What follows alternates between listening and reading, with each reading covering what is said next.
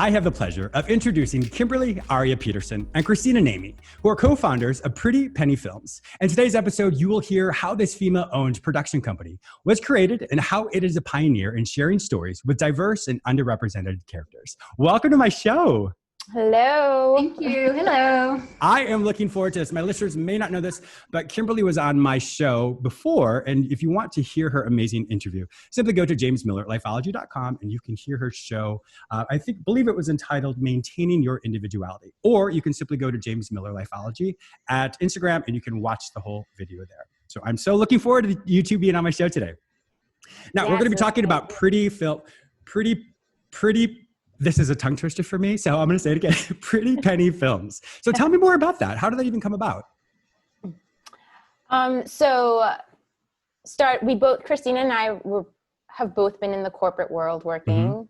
Mm-hmm. Christina you want to tell him, Chris? Yeah, world of finance, slaving away. Uh-huh. Well, you worked for Fortune 500 companies. I saw that. I did, yes, for one of the big four firms, almost 12 years. Wow, that's impressive. Yeah. That's a huge change from doing all that, both of you in the corporate world, mm-hmm. to all of a sudden owning a production company. That is, well, first off, how did you two even meet? So Christina and I go way back. Christina, sorry, I call her Chrissy. But Christina and I go way back. We were both born in Trinidad and Tobago, and we went to the same secondary school, which is equivalent to, I think, middle school here. Uh-huh. Yeah. We went to the same secondary school. So we've known each other since we were about 11. Yep. Oh, wow. Long time. Yeah. And you're like 20 years old now. And now we're exactly. Not that long. That's right. And then I moved to New York to go to school. Christina moved to New York at some point, and then we became roommates. And there the story unfolds, right? Yeah. So we were. Go ahead. Yeah, sorry. We were both working in our corporate jobs and didn't actually know that the other was fairly unhappy or just unfulfilled in, what we were doing. Yeah, I get that. Yeah. So Kim had started doing a couple of creative things that she started to share with me. She's done like dance and she started doing acting. And, I just tried to find the most creative thing that I could do just, in finance, which... Well, I don't really have to manipulate the numbers. No manipulation, but certainly building, financial models. Okay. That was creative. And we were having brunch one day, and Kim started to tell me that she was working with a friend of hers in her production company, and they were going to go out and they were going to talk with investors, and then she started asking me these questions on ROI and investor returns, and I looked at her and I said, Kim, that's what I do, and from what you're telling me, that's exactly what I want to do. Oh my gosh, that is amazing. Yeah, so that was like the spark that kind of went off. We were like, well, maybe I should help you guys out in this. Well, isn't it amazing how just a simple conversation like that, you're just having lunch and all of a sudden Kim says something, next thing you know, what you've been looking for all of a sudden literally drops in your lap. And then here we are, fast forward to today, and you both have this wonderful production company. Yep. So the interesting thing is, like, we've always both been in the arts, but kind of like one foot in, one foot out. So one foot in the corporate life, one foot out, and the other foot into the arts. And so this is the first time in our lives, I think, we're fully committing to the pursuit of the business side of film industry and also the creative side of it as well. Christina does music and she sings. And I read of that too. I can't wait to hear more about that, because that's something I do as well. But how does it feel for you both to go from the corporate world? Because you had people obviously paying your own bills or making that money, but all of a sudden to take that plunge, just say, I'm going to do something for me, take all the years of experience I have, now use it for me. And whether it works or it doesn't, which it has, of course, how do you take that experience and just live with it today? Well, right off the bat, it's terrifying. Isn't it? Yeah, because I know how that feels. Yeah, and especially, we were both professionals. We were both, really growing in our careers and coming up the corporate ladders, and we both had these amazing trajectories in front of us. And to take the decision to walk away from stability and 401ks and health insurance, there are all these little things that you don't really think about. But at some point you just had to weigh your personal happiness and fulfillment with security, because that's really all it was. Yeah, it is. And it really helps you re-identify what does success mean for each person. So for many people in the corporate world, and I'm totally stereotyping here, that can mean having a certain title or having a certain amount of money or driving a certain car, whatever that the external factors may be. But when you take that time to really reflect for yourself, success can mean multiple things. I don't know if you know my background, but about 5 or 6 years ago, I left my very successful practice up in the DC area. And I came down here to sunny Florida. And I was like, I want to do whatever it is I'm going to do. I don't know what, but I'm going to do something. And then it just slowly emerged. And now I have a huge national radio show. And so that's how it worked for me and moving towards television. But I love stories like this because I know how scary it is, especially when you're at night, when there's no one there around and you're like, oh my God, what am I doing? Oh, yeah. What did I give up? Like, oh, it can be very scary. Yeah. And then, so to make things, so it's even a little bit more interesting because we come from such, our cultural backgrounds, like our family is still in Trinidad. Christina's family is still in Trinidad. My family is still in Trinidad. And they see their children go away and go to school and get a secure job. So for them, it's like, what the hell are you guys doing? What did we do wrong? Yeah. And you know, there's a certain air of pride that goes along with it. You know, my parents would say, oh, I have a daughter that works in, you know, this big 4 firm. She's a financial consultant in New York. And everyone in the Caribbean goes, wow. You know, and now it's, well, I have a daughter. I have a daughter. I have a middle child. So, but it has been interesting. And also, Christina's in New York and I'm in LA. So it's nice because we can straddle both of the media regions, which is really good, and it's to our benefit as well. And so that's been awesome. But yeah, it hasn't been easy, but it's definitely been fulfilling. 100%. And what I think is not having that stability has forced us to become so creative for our survival. Yes. Creative in different ways. I can understand that. Right. So you're it's like there's no choice. There's no like blanket or whatever the thing is holding you. You just have to just execute. Well, one thing I wanted to focus on, because as you develop Pretty Penny Films, how did you decide the types of productions you wanted to invest in or develop? What was the paradigm for that? I'm so glad you asked this question because this is something that's very personal to us. And I'll sort of answer your question in a little bit of a story. Sure. So when Kim and I were first, you know, starting out and looking at what we wanted to do, you know, Kim was already fairly invested in acting classes. I had started dabbling in acting as well. And I was telling Kim that after my very first class,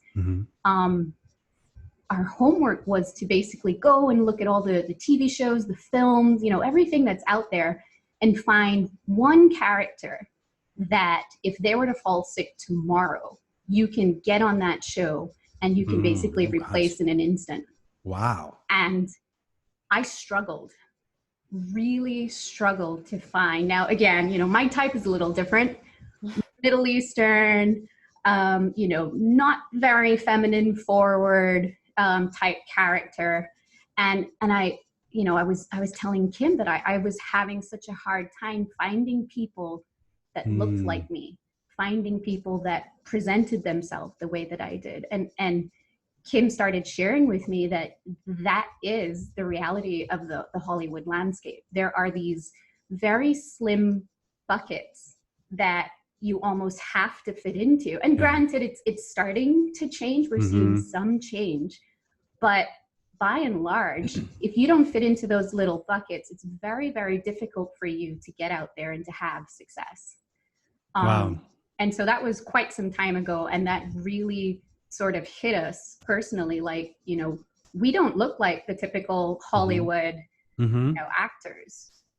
We need to do something about this. We need to create these opportunities, not just for ourselves, but for others. Yes. Yeah. Because if there's one, then there's going to be millions of other people. It's not just our own personal life. Yeah. Correct. Yeah. And I think coupled with what she's saying is that, just really embracing our cultural backgrounds. Like we came to the US and we embraced the US, the American way. And our Caribbean heritage is really rich.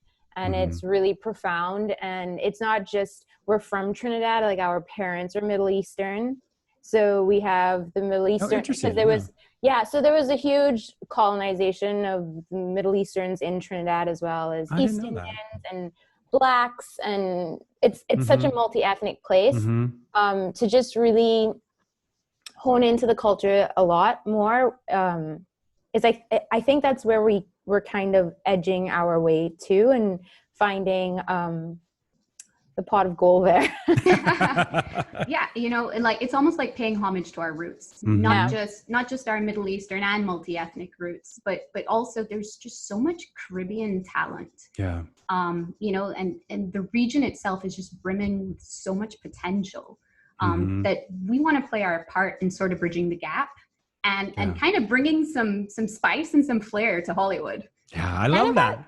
Like how you see, like, I don't know if you have seen like Narcos or Queen of the South, like they tend to they film in their homelands, and then but it's palatable for all regions to like intake and accept and identify. And they can still identify with the stories and the characters.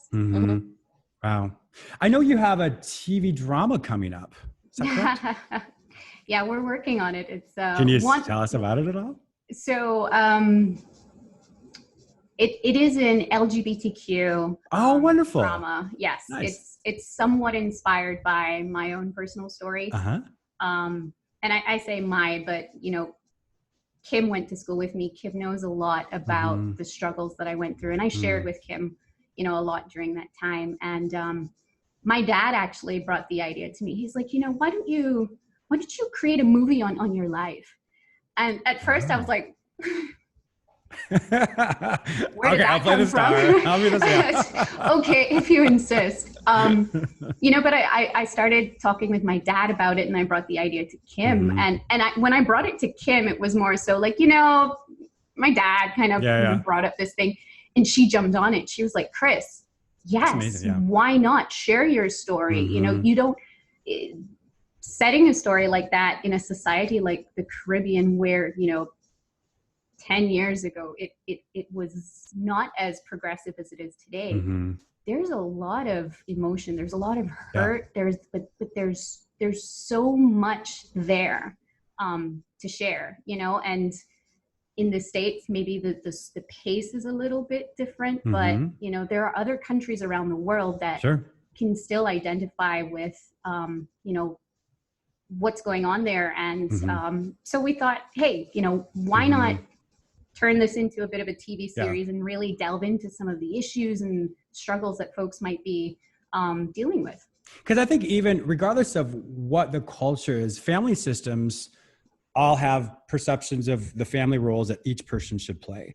So regardless of the culture in which one is raised, which is obviously very specific for you, but everybody can relate to some character that's in there. And so I think it's a wonderful thing, especially in today's society where people are given the ability to be them and to embrace 100% of who they are, the beauty of who they are, the diversity of who they are. So I can't wait to have this. In fact, Sita, you don't even know this, but I want you on my show. I want to hear your story.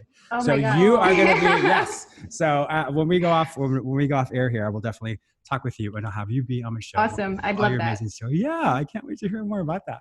And so it's a good one. Yeah, I can't wait. So with everybody listening now, so you have actors, TV producers, all these people just watching TV. How would they get to know more about Pretty Penny Films? How would they understand more about you guys?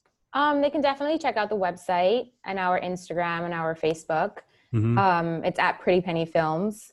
They can reach out to us, email info@prettypennyfilms.com. And we're happy to tell them more about what we're doing. We post a lot on social media. So What about people who want to work with you? Perhaps I'm sure there's lots of people now who have their own, pitch decks or ideas for shows. How would they be able to connect with you to really say, you know what, I love your mission, I love your story, I want to be a part of that? Yeah, they can just email us.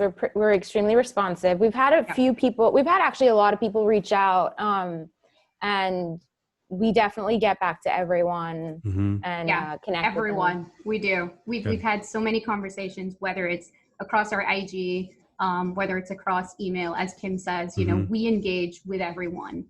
If you see our vision and you align with our vision, you know, let's talk, because what we're tackling is fairly big. There is quite a bit of bias in Hollywood, and the more folks and the more momentum that we can build, you know, we're happy to connect. You know, hearing you say that, it makes me just ask the question as well, as how do you maintain your own stamina, your own focus and vision as you see that there may be some bias in Hollywood, to be able to say, regardless, this is what we're going to do? How do you maintain that motivation? So I was talking to Christina about this. So I was going on this exploration during quarantine time of figuring out, I've been in the acting for 10 plus years now. So why am I doing this? Like, what is the why of why I'm doing this? Because as easy it is to gain success, this might be it, right? This might be the best of where we reach in life. And I have to be okay with that, because my why and my foundation is really strong. Yeah. It's not for the glitz. Of course I would love success, but my personal reason, my convictions of why I'm doing this has to be really grounded in something that is earnest and that is honest and that is real and that is altruistic in some form. And kind of locking into that when things are really hard really helps me be like, all right, if this is it, if this is the best I get, I'm so damn happy with myself. So really discovering and digging out like the why of it, because of course, like, we want to be successful, we want to be seen, there's a level of validation, but what's underneath that? And getting to that really helps. Because at the end of the day, one day you're in, one day you're out. One day everyone loves you, the next day you're not. So if there's no foundation there. Yeah, and you don't know how this industry is going to work, right? You can be here or you can be down. Like, you just don't know. It's really unpredictable. And so I think it's really important of understanding why you're doing this and being okay with exactly where you are in this progression. And that your value comes from within. Your value is not bestowed from outside. It really is, you know, so the way that we see ourselves, the way that, you know, we see our work and the importance of what we're doing, that's because it aligns with our core for what we believe and why we're doing this. You know, I think you learn very quickly, and I think our corporate training helps us with having just really thick skin. You know, you can get shredded. I have been shredded by partners and coming up in my career by senior managers and managers, you know, for making the most minute, you know, mistake in a spreadsheet. You know, and it teaches you not only to have thick skin, but it also teaches you to come back to, why am I doing this? You know, what is the value of what I'm doing? And again, that value just forces you to go inward and say, this is my mantra. This is my why. You know? I love that. You know, really just kind of, you know, thinking about this overall, when it boils down to it is, just like we said before, your metric of success. If you're focused on the external factors, that will only last for so long. You will find that you're always burnt out. You'll find that you're just not happy at all. So I love hearing not only as individually, how you both create the why and the conviction for why you do it, but also then how it translates to the world around you. Yep. And it's a constant